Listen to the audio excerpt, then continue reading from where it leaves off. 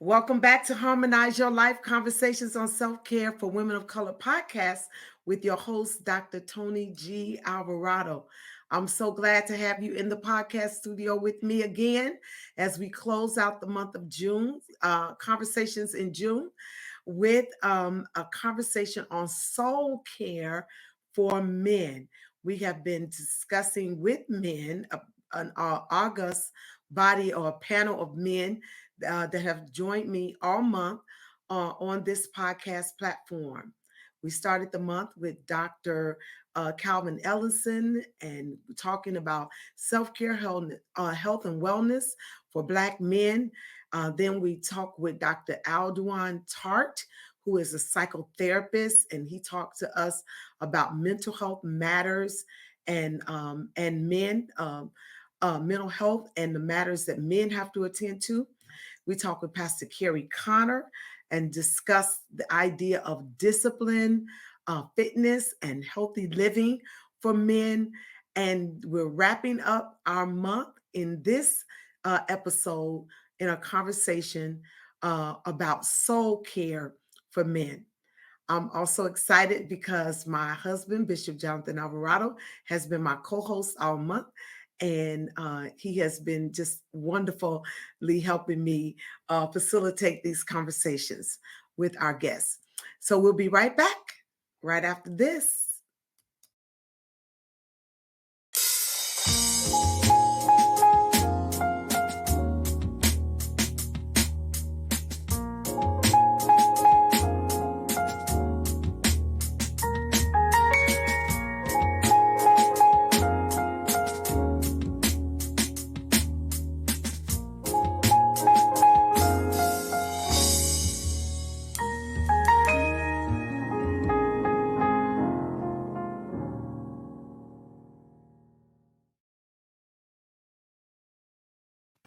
All right. Well, we're all here together.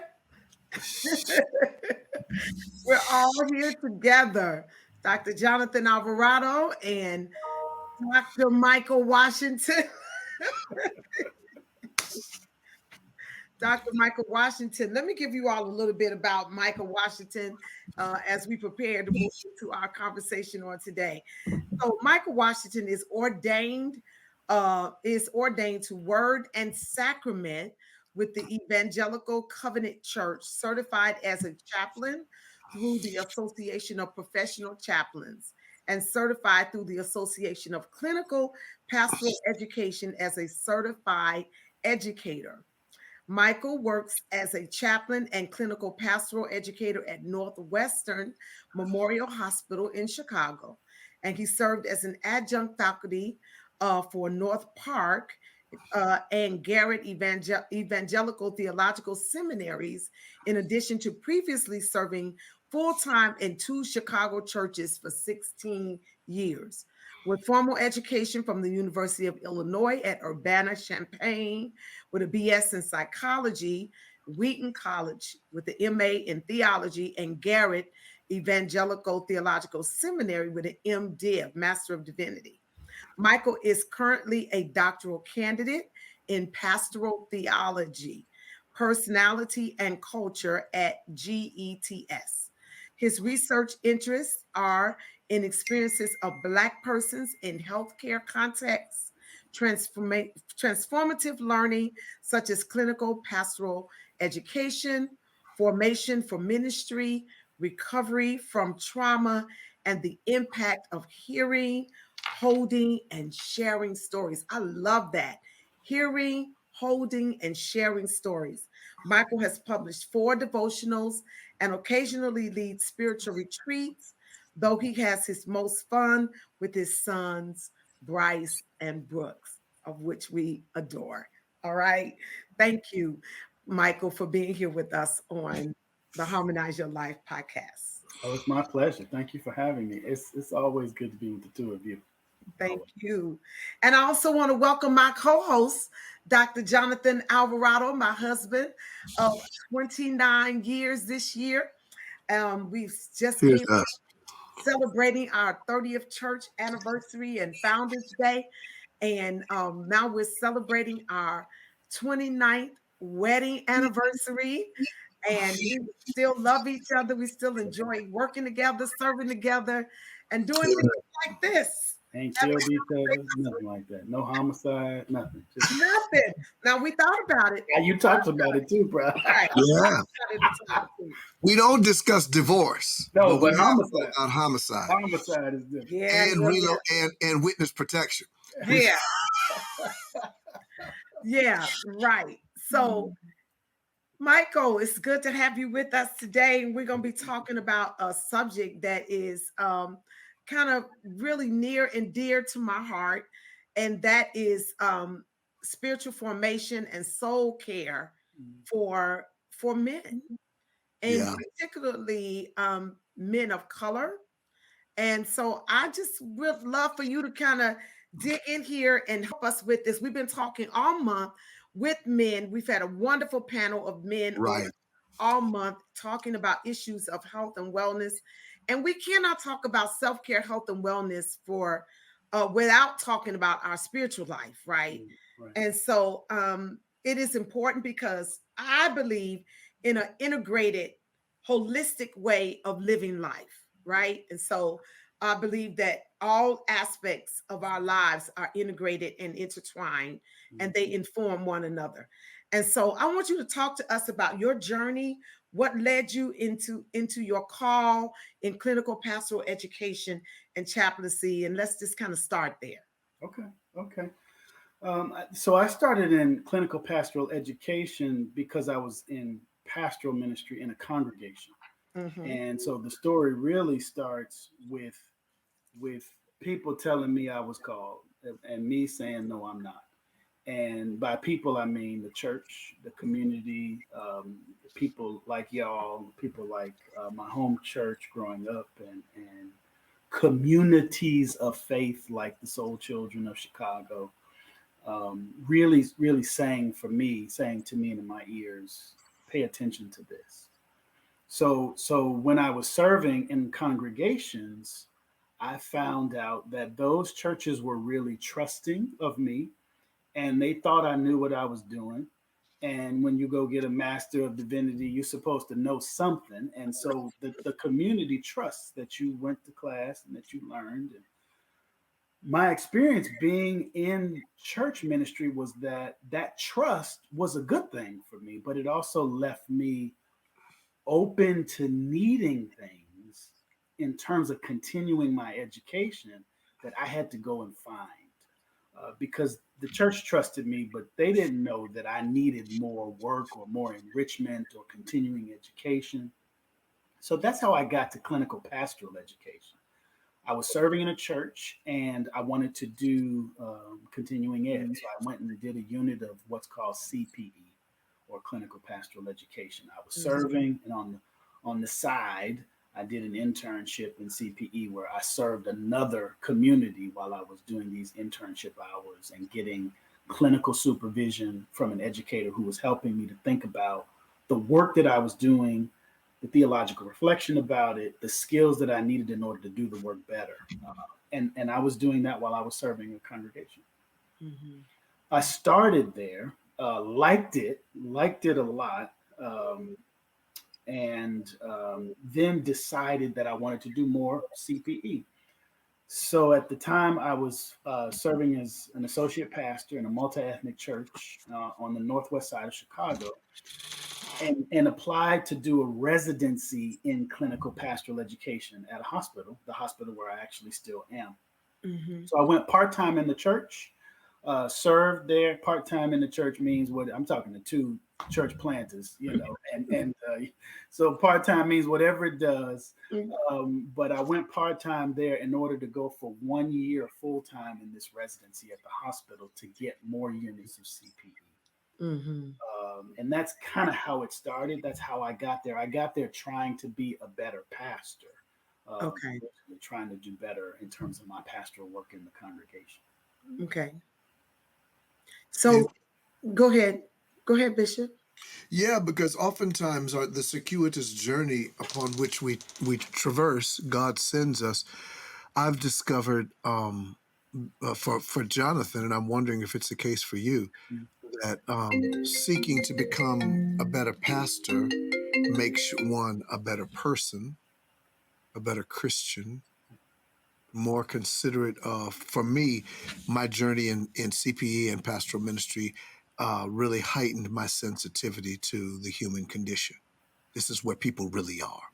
Because Yeah. oftentimes from my vantage point was a little bit lofty. I had a two-parent home. I have a spiritual father. I have a community of faith that really loves and serves the Lord and really takes care of their pastor. But then there are people out there that are in the most desperate of situations that require the kind of pastoral ministry that can be touched with the feeling of their infirmities. And so CPE started off for me, showing me the places that I needed to unpack some of my own issues, not just theological issues, but Mhm. solical issues. But then I'm just wondering if in your journey to be a better pastor, how it helped you to become a better Christian, a better servant, a better father. Yeah, and a better person. And that's exactly how, because, and if you asked me back then, and I would have said this then, and we've known each other long enough where you will recognize me saying how I would have said it then. I would have said I was a good pastor. I didn't really need, I knew what I was doing. I was only going to do what I thought I was good at. So I wasn't going to mess up. Um, but when it came to the kind of person I was and the Sure. person I wanted to keep being, I could keep going deeper and being a better man. I could keep going deeper and being a better Okay. father. So Okay. I was splitting up this notion of what I did and who I was. I can do the work of ministry effectively. Right. I have a perception and a perspective about how to do that. And I'm not gonna mess that up. Like I could do the work. But then there was the soul stuff that we're talking about, right? And the CPE for me was the first time where I was starting to bring back together the work and the person. So that I was used to, and unfortunately used to sometimes seeing colleagues, peers, and even let's call them teachers in ministry do the work, but not do the life. Uh, Ah, and for me, CPE was the world, as you're saying, Bishop, where we were bringing it all together. We were integrating what you did and who you were in a way that it was undeniable. So yeah, we're exactly right. CPE was the time where it was, oh, don't just talk about what you do, talk about who you are. Yeah. And that's where the transformative learning actually happened. and that's kind of where I want us to drill down on. You said Mhm. doing the work and not doing the life. And so there are people listening to this podcast, men and women who are listening to this podcast that are we're doing, but we're not being. We're Yeah. not, we're Wow. we're working, but we're living detached. We're working detached from the solical realm, who we really are deep down within. Um, and we're not paying attention to the spiritual life or the solical life, which is the anchor or the existence. To me, the anchor of our existence is it's like that rudder. It's the thing that determines kind of how our life goes. And so Mhm. I want you to talk about the importance of this holistic approach. On this podcast, we talk a lot about healthy eating. We talk a lot about um, fitness, exercising, even mental health, but we don't talk as much about our spiritual life as maybe we should. And so how do we bring it all together? Can you talk to us about Mhm. the importance of a holistic approach, spirit, soul, and body? Yeah, And yeah, before I you can start try to. answering, let me just ask this. Is the propensity then, in either of your or both of your opinion, for that to be an issue germane more to men than to women or women than to men? Or is that, or do you see it in your experience in training in both areas? Because I would argue that Mhm. men do a much better job compartmentalizing and bifurcating. And Yeah, I I'm agree. speaking facetiously when I say do a much better job. It's not a commendable trait.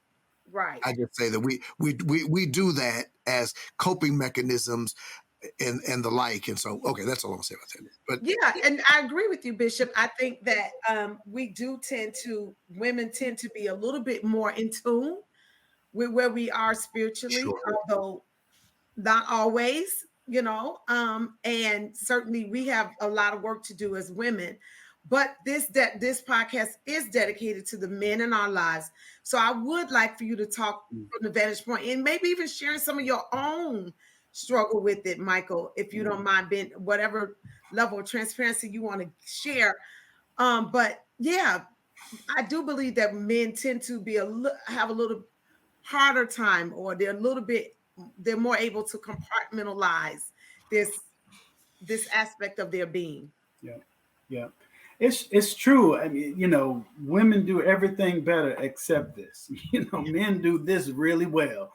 And again, I'm with you, Bishop, that I mean that, sarcastically, right? And playfully, that we do this really well. We get more practice at um, fragmenting our lives.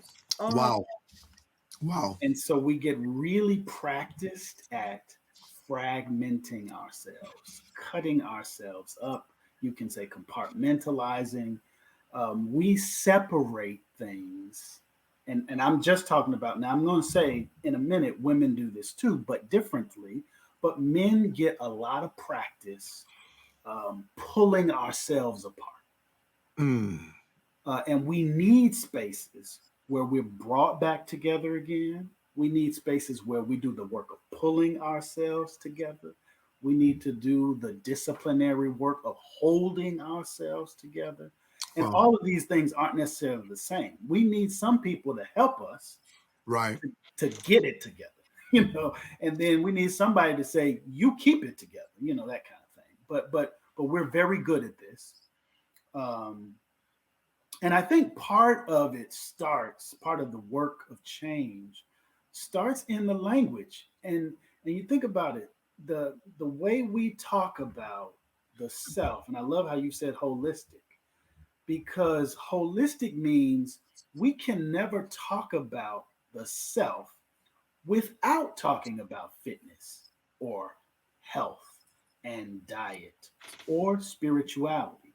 So part of it is we want to just kind of contest the language, because if you ever say self, and then one psychologist, Nobles, talks about the extended self. mm-hmm. Mm. So there's a way in which Black folk have a conceptualization of the self that is already embedding spirituality.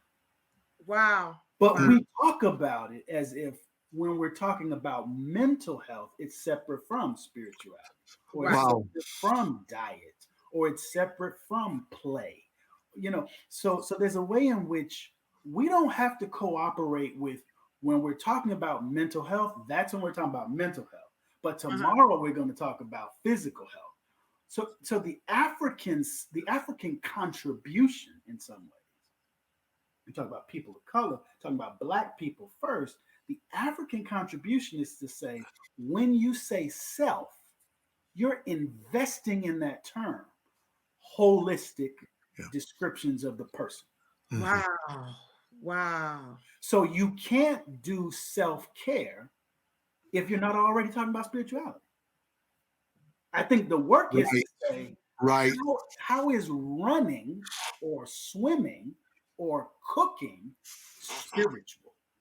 Because we see it as physical, but that's not how we have to see it. Wow. The worship now, and I'm talking to worship leaders here, I know, but you can worship preparing the table in your house. Mm-hmm. Mhm. Mm-hmm. Mhm. Now, it's not the liturgical form when you get to the altar and you Yeah, bring, yeah. Mm-hmm. it's not that, but when you bring the bread, the cornbread, or the wheat bread, when you bake that bread, that can be a most spiritual act in your family, because you're creating something from what God gave you to offer health and nourishment that will vitalize life. So it's already caring. It's just called. Absolutely.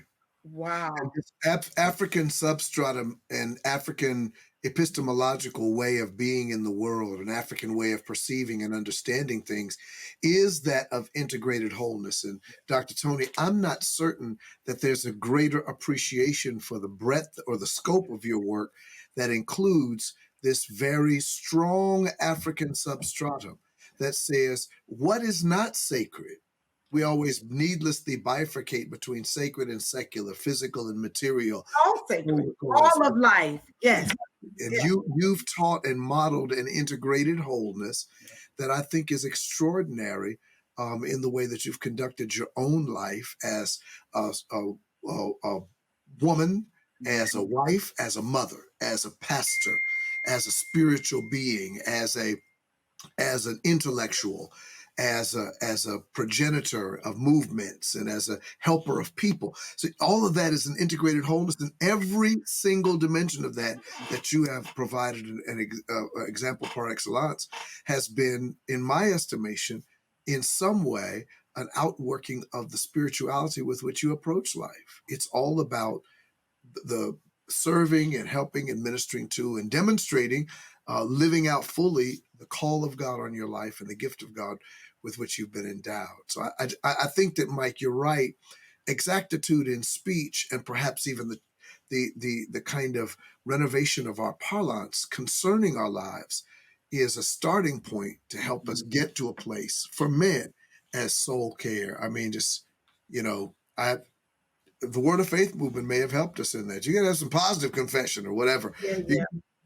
Well, and that's how I think you get to the barbershop, for example. I want you to talk about that, because what I want you all to, you said something a few minutes ago, and I want you to stay where you are. Don't lose your thought. But what I want to say is, you were talking a minute ago, and you were talking about, you wanted to share how men particularly bifurcate and differently from women.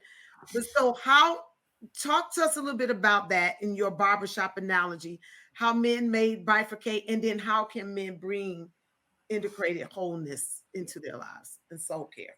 Yeah, I mean, some of the ways we do it is we don't say when I'm going to the health club, I'm going to nourish my spirit. So we separate ourselves, right? And so when we go to the barbershop, which is in some men's lives more supportive than other communities, right? Like church and right. We will say, I'm going to the barbershop, and everybody knows what that means. Like, you're gonna be there for this amount of time, you're gonna talk about who knows what, you know who's gonna be there. It's a community that you're a part of. Yeah. And it's where you feel most accepted, you're most open to criticism, the sarcasm is there, the silence is there, you know what to say and what not to say, who to say it to and who not to, whose chair to sit in and whose chair to stay away from.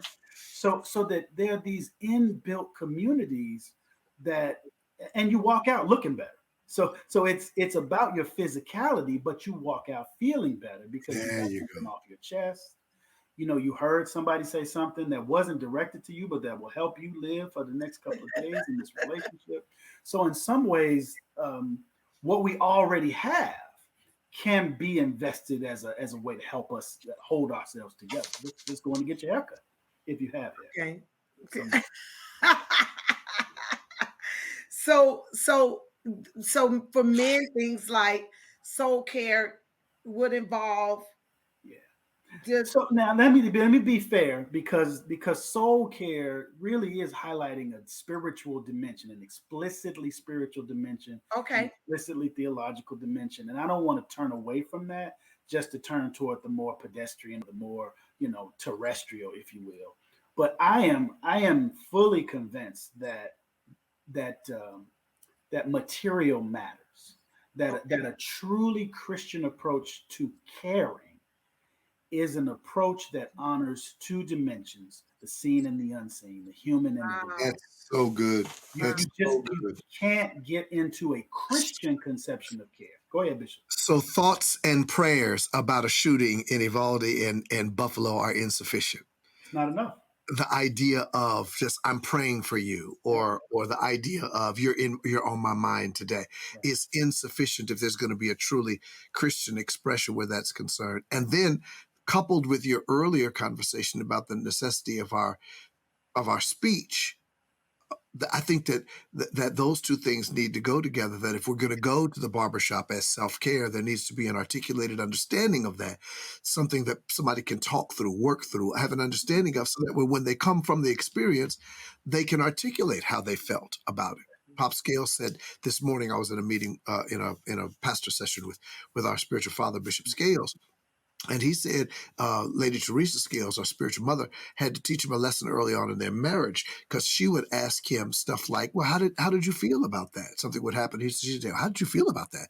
And he would start describing what he thought about it, Yeah. and never got around to describing how he felt about it. So he had to really, cultivate, curate language to be able to articulate that. And I think that sometimes in our world where men are diminished, and perhaps not even and disallowed to be expressive in our speech, that we belie ourselves in terms of being able to give the necessary language to mine out of these experiences the healing and therapeutic dimensions of the barbershop, or of the health club, or of any other place you might find ourselves. And it's hard to talk about the affective. It's hard. And I'm not the developmental psychologist, but think about how long it took you to learn how to talk about feelings and not intellect. Mm. Think about where you feel strongest. And both of you are bright. You are both equipped in all with all the backgrounds and the degrees, so you can do it all over the place all day.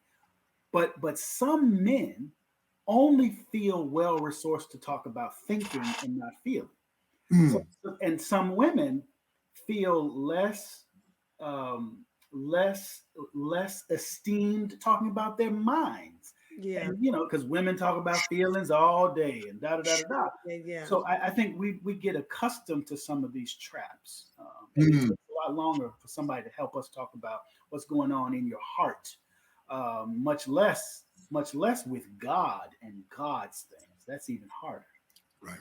So Michael, in your estimation, um, or in your work rather, as a chaplain, how do you approach? Are there any strategies or techniques that you use with those that you're counseling in your CPE work, Mm-hmm. in your chaplaincy work, particularly men that may be struggling with thoughts of things that are happening in their lives, maybe blaming God, or just maybe in a desert, a spiritual desert, if you will.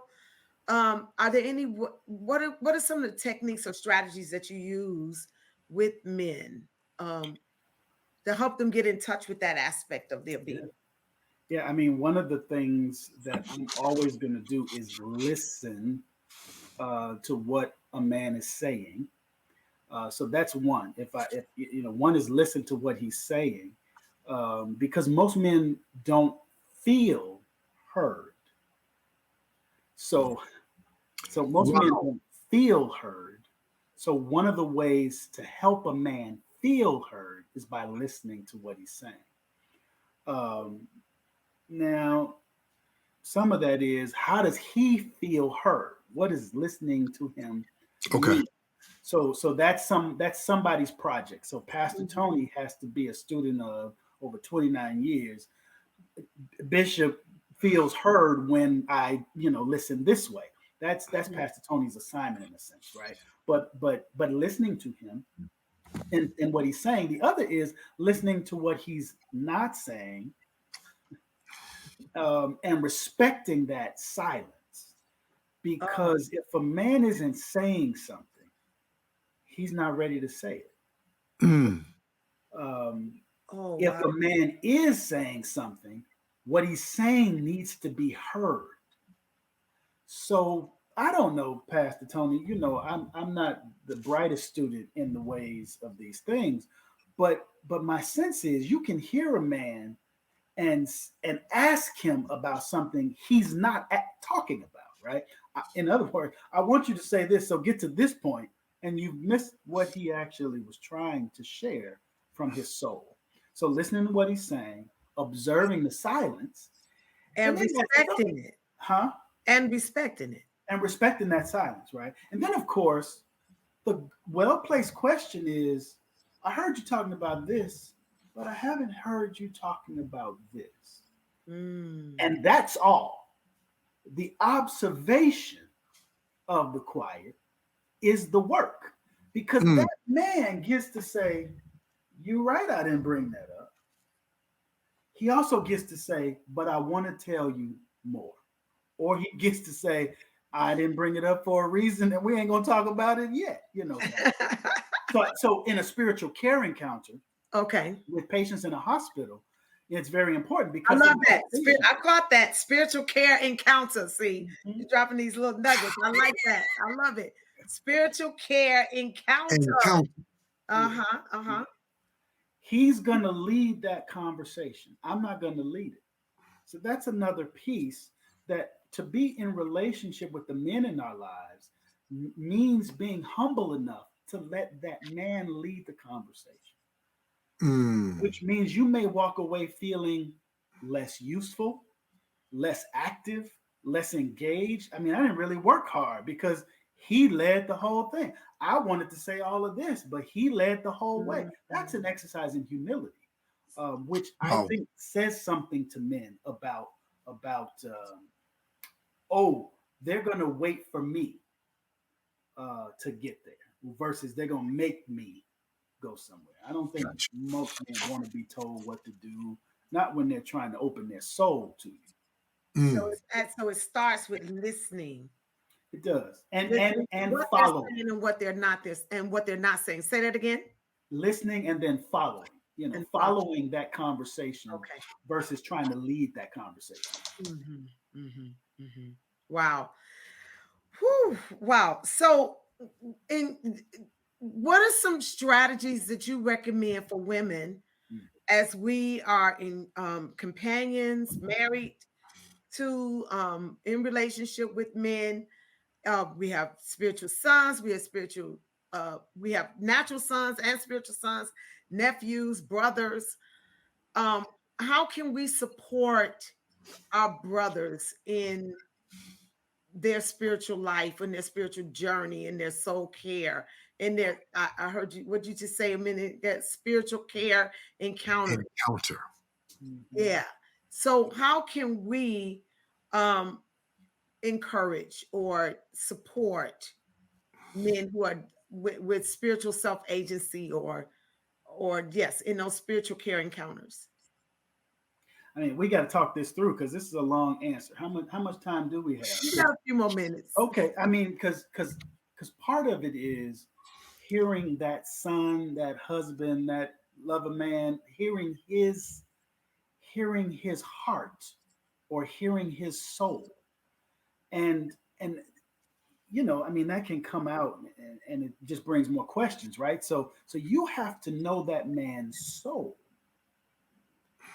before you can support his soul's care. And that, I mean, that might take 10 years, right? I mean, y'all been in the 29 years. When did you know each other's soul? Wow. So in some ways, my goodness, that just like a is powerful. That is. I mean, when did we come to know one another's soul? Because we talk about knowing one another's personality, gifts, calling, temperaments. Yep. Yeah. And certainly in an intimate way, we know one another. Knowing each other, sure. But knowing, when did we come to know one another's soul? Can I suggest that probably the times that we probably have come to know one another's soul might have been when we've been the most broken?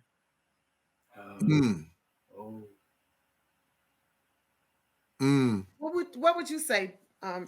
I mean, I'm contemplating the weight of that question and wondering if I have the emotional and intellectual tensile strength to bear up under the weight. That is because I think, particularly for men don't show you everything at one time. So getting to know my soul for you has probably been much more of a process and journey of trial and error on my part and trust and disappointment on yours. In the sense that, because there's, for me, I mean, it brings up, it conjures all sorts of images. Firstly, there's the part of you that I want to see. I want this to be the case. Mm-hmm. And then there's the reality that some of what my expectation is, even in the closest of relationships, is not met. And how do I then care for, guard, protect, nurture, love the soul, the revealed soul that I did not expect to meet? So, I mean, there's all of that. Then there's obviously there's the opposite side that says there is such wonder in Toni that I did not know until there's some stuff you don't see until you show. And so I was vulnerable in this area, and she stewarded this part of my heart so well that I saw another dimension of her that I did not know existed. It's a treasure hidden in a field that for the joy of it, I had to buy the whole field to see. And so I think that there's this kind of ongoing revelation where that's concerned, that perhaps, I mean, and for me, that's why it's so difficult in the contemporary society when relationships are so designed to be short-term and designed to be disposable, that there's no real revelation of the self, thus there's no real of the soul. Well, and slow down there, because you use that phrase ongoing revelation. And I think that the second piece to that is, if there's another piece to knowing the soul, it is this allowance and this space for the ongoing revelation of those sons, those lovers, those husbands, those brothers, and not this, I already know who you are. Right. I don't have to be curious about who you are. I don't have to wonder anymore. The loss of that wonder is the loss of the ability to support the soul care for that man. Yeah. And I would say the same for women. I would tell a man this about a woman in a heartbeat, right? If you lose the sensibility that they are layers to her, that there are parts of her that aren't revealed to me yet, until either the brokenness or, as you said, Bishop, until she shows me, you can't support the soul of that person.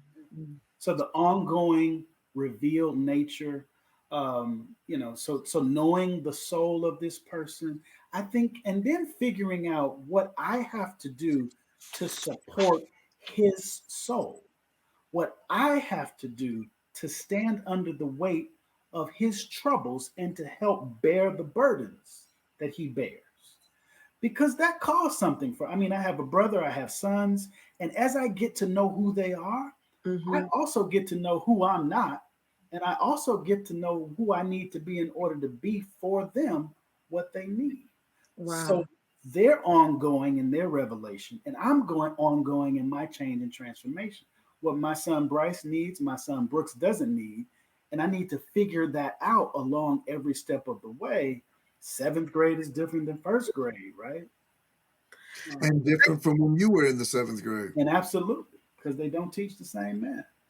So it sounds like to me, for us to really get to know one another's soul, it's going to take some real trust and some varying degrees of transparency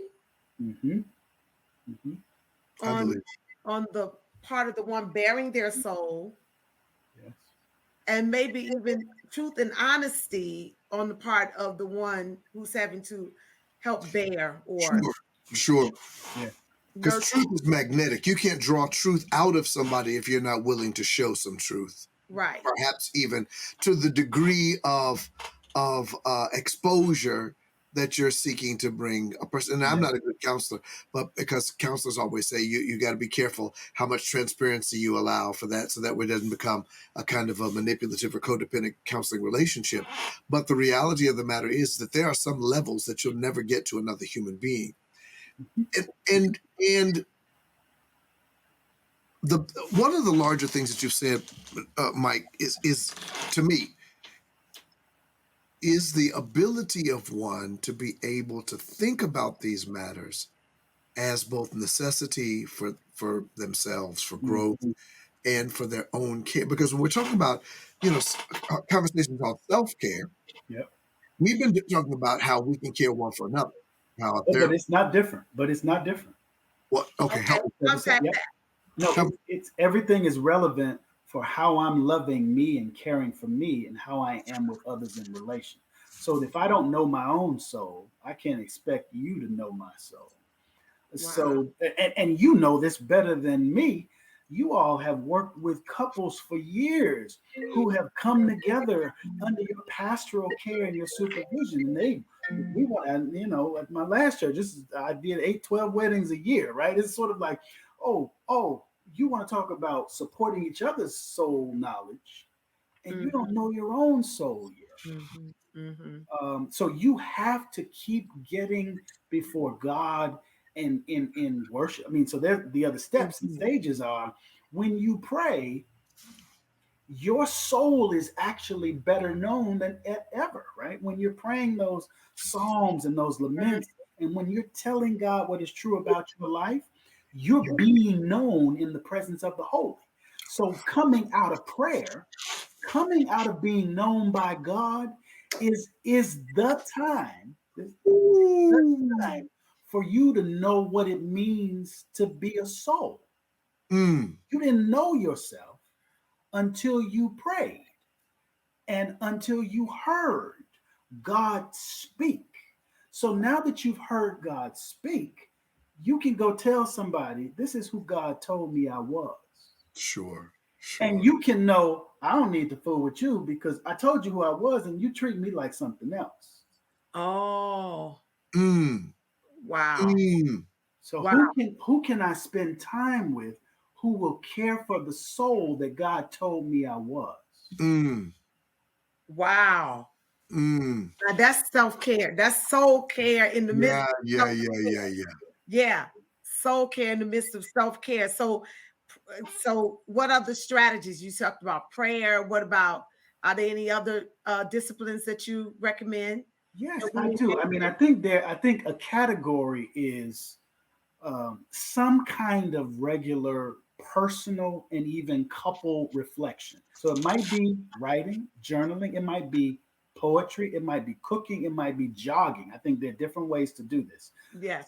So I don't want to say it's one of these things. It's a category that everybody has to find a regular way of staying in touch with the soul as they're finding it. Yeah, yeah, My yeah. soul today is different than my soul yesterday. Yeah, yeah. Mm, And I need to stay in touch with the soul of myself. And I can't give that away to my spouse. I can't marshal that out to my pastor.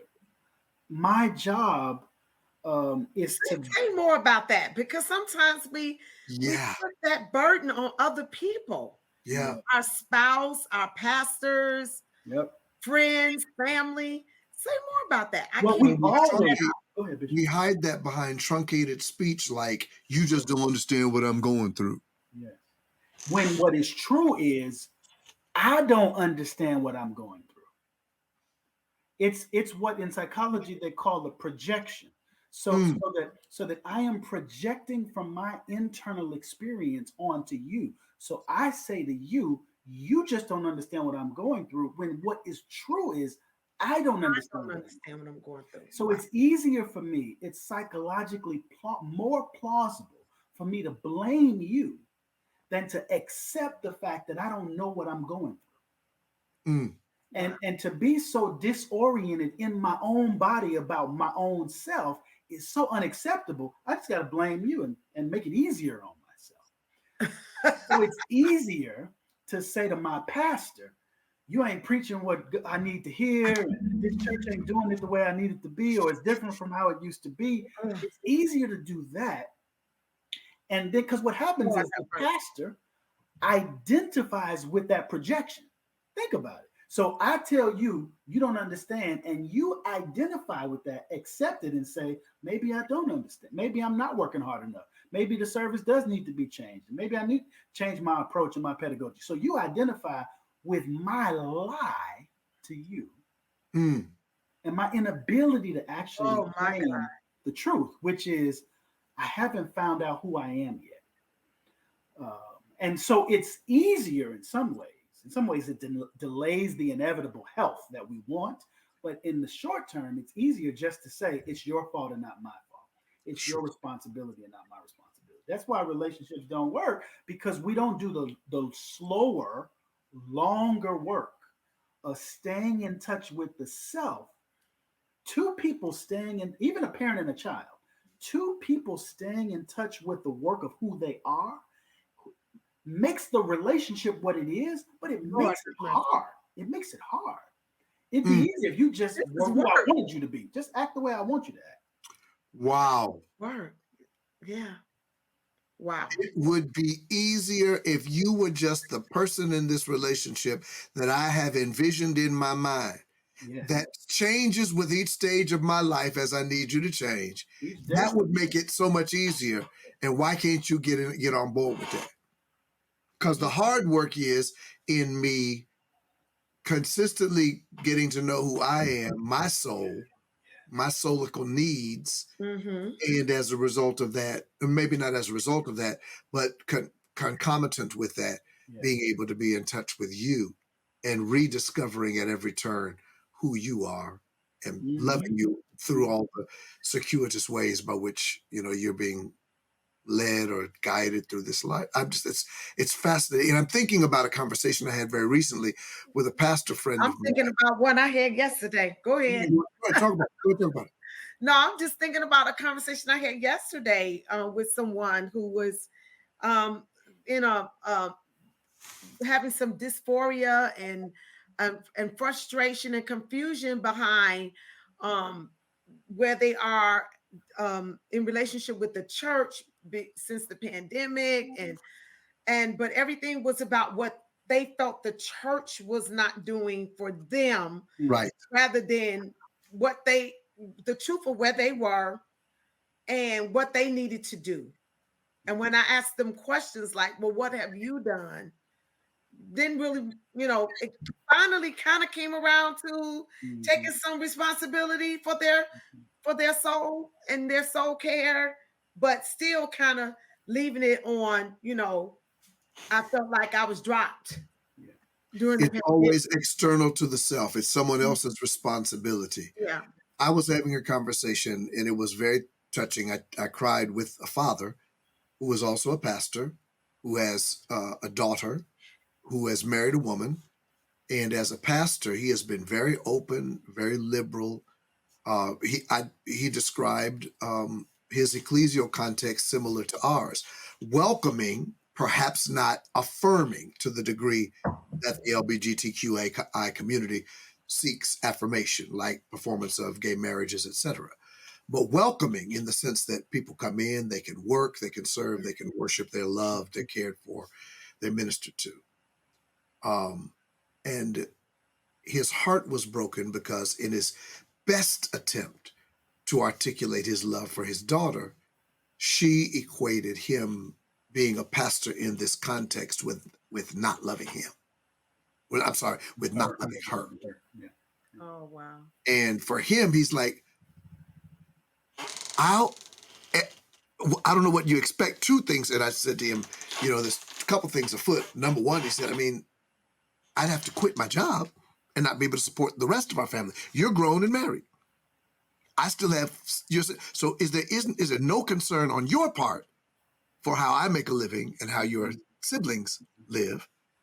And the other the dimension of that is yours. The thing about soul care for me is that it has to have both an introspective and an extrinsic view, because you can't just look at how you feel.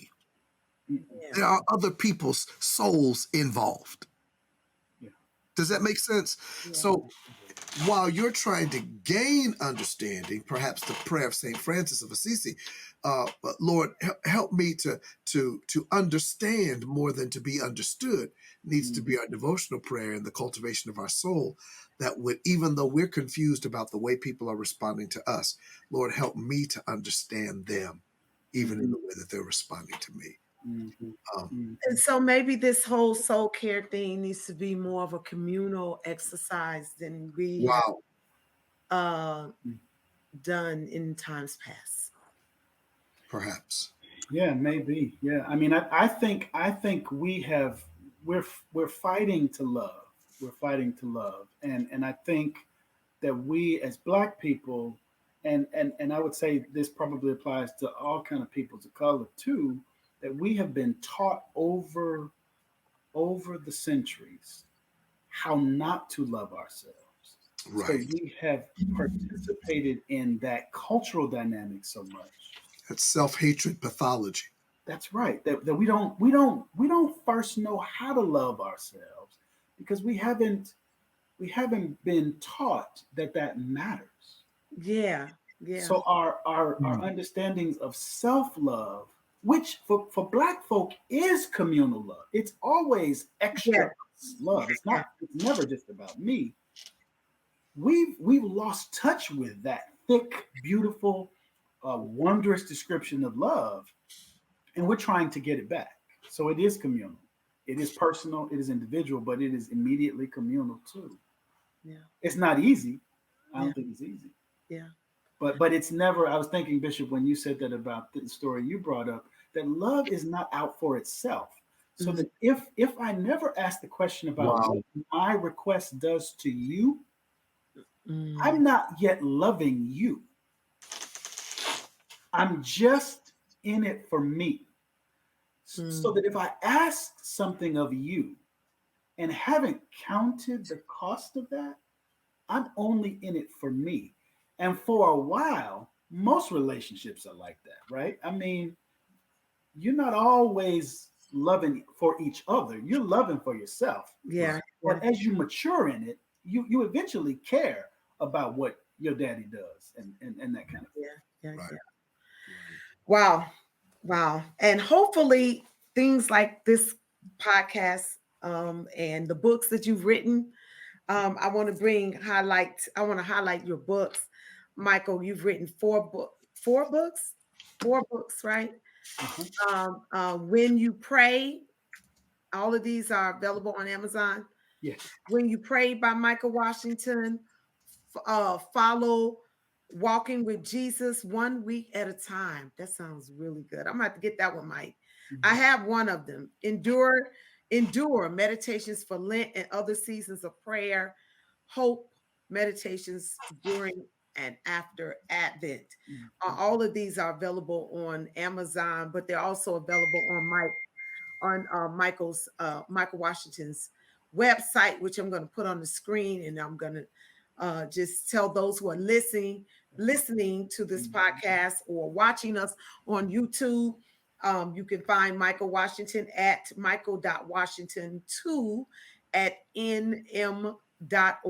Michael.washington2 at nm.org. That is Pastor, that is the part of that's my email address. Oh Lord, did I do that wrong? We got to edit that one, yeah, because Okay, let's edit that. I'm sorry. I don't know how we can do that. But I can edit it, and okay. we got high technology over here. Okay. I did the wrong. I can edit that real easy. What is it, Michael? Just michaelkwashington.com is my website. That's good. Okay, we're sorry. I gave them your email, so that I must want them to contact you, Michael. michaelkwashington.com. Kwashington. .com. Yep. .com. Let's see if I got that right this time. michaelkwashington.com. That looks good. That's it. That's it. See, I told you we got hot technology over here in this podcast studio. We got hot technology. michaelkwashington.com. Follow him. Go to his website. Get his books. You can also go to Facebook and follow him there at Michael Washinton. Are you on Instagram, Mike? No. You're not on Instagram. You need to come on to Instagram. I ain't got no pictures to take.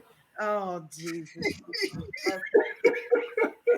But listen, Mike, it has been such a blessing. Those of you that are watching our podcast or listening to us, if you're not listening to us on or watching us on YouTube, I do want you to go to my YouTube channel there and subscribe to Dr. Toni G. Alvarado so you can watch these conversations. We have archived all of our podcasts from March 2020 all the way up to this very episode is there available for you on YouTube. We're also available. You can listen to us on Anchor Podcasts, Apple, Google, and on Spotify. So we want you to do that. Take advantage of all of these conversations that we've had all month with this wonderful panel of men and others who have been guests on the Harmonize Your Life podcast.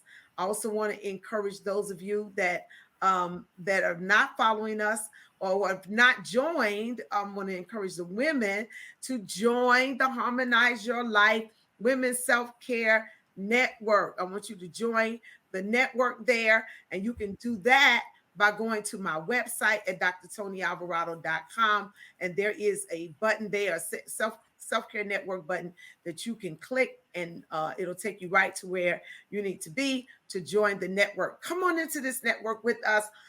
Share these podcast conversations, and let's empower our community. Let's do the work of knowing ourselves. Let's do the work of soul care, communal work, individual work, and communal work as we hold one another accountable and we encourage and motivate one another towards self-care, health, wellness, soul care, all of it, fitness, every aspect of the self, as Michael has taught us on today. Michael, will you say one last thing to us before we leave?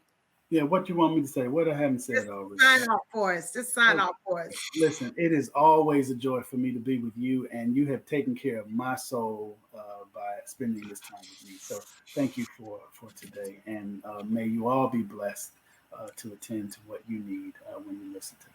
All right. Amen. Bishop, this is our last episode for June. You want to give us one last comment as we close out? Well, thank you for letting me come in and co-host with you for an entire month. That's been very cool.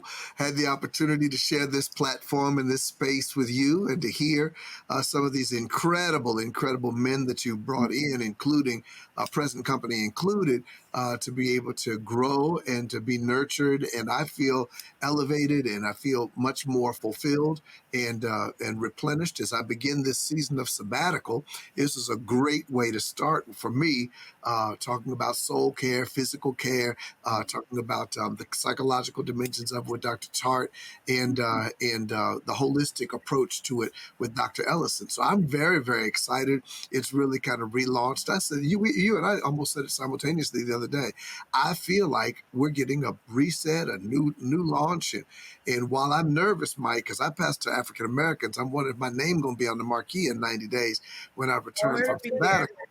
But at the same time, I'm very encouraged. At least your last name. Right. But this has been a really, really great season for me. I'm going to add this to my curriculum vitae that I was a co-host on the Harmonize Your Life podcast, self-care for women of color. And that'll expand the breadth of my horizons along that wise. All right. Well, thank you. Thank you both. We'll see you all as we continue with season 7 of the Harmonize Your Life podcast this month. We had a wonderful group of men with us in the month of June and July. I want you to get ready because our next series, we're going to be talking about women of a certain age and talking about aging and self-care, how we care for ourselves as we age. So I got women in their 50s, 60s, 70s, and 80s coming in to talk to us in the month of July. So stay tuned for another intriguing podcast conversation with your host, Dr. Toni G. Alvarado. See you soon. Hi, this is Dr. Toni Alvarado, and I want to personally invite you to join the Harmonize Your Life Women's Self-Care Network. Join us for fitness motivation, health and wellness information, inspiration, self-care strategies, and ideas for creating harmony in your life. As a certified health and wellness coach, it is one of my greatest honors to support women in their fitness, health, wellness, and self-care goals. Join the Harmonize Your Life Women's Self-Care Network, and we will do you good on your journey.